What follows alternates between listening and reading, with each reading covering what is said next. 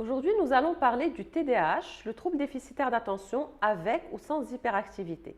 Ce trouble se définit donc sous trois formes différentes, mais qui sont toutes regroupées sous le nom de TDAH. Alors la première forme est celle où il y a une prédominance du déficit attentionnel, donc un gros manque de concentration, mais avec peu de manifestations d'hyperactivité.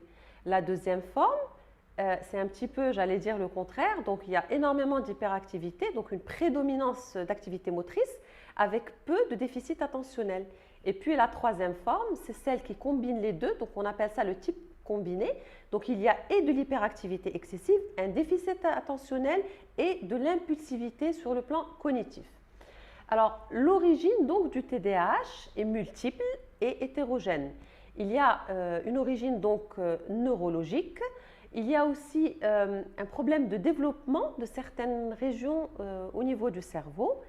Et puis aussi, nous avons un déséquilibre dans le taux de certains neurotransmetteurs, notamment donc la dopamine et la noradrénaline. Il est important donc de prendre en compte, au-delà du trouble, tout le contexte familial. Donc, un enfant qui grandit dans une famille déchirée, des conflits familiaux, des problèmes de couple, une maman en dépression, un deuil dans la famille, toutes les raisons d'ordre affectif, psychologique, psycho-affectif peuvent engendrer donc des difficultés attentionnelles et ou de l'hyperactivité chez l'enfant et l'adolescent.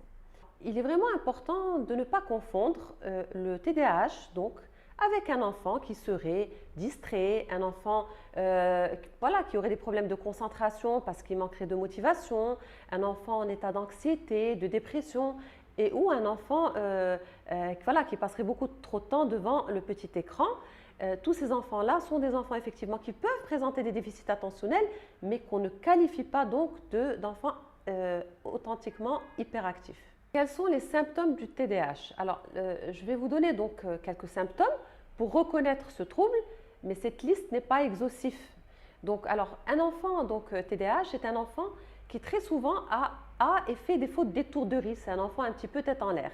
C'est un enfant qui a souvent du mal à soutenir son attention. Il décroche très facilement.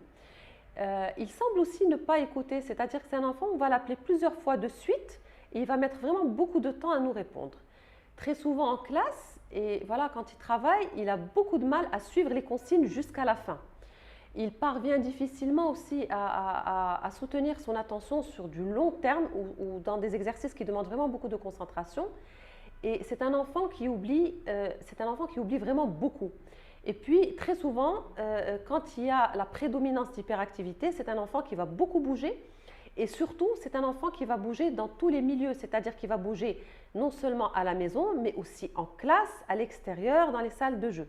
Le diagnostic du trouble déficitaire d'attention se fait à partir d'un bilan détaillé établi par un psychologue, un neuropsychologue et ou un pédopsychiatre.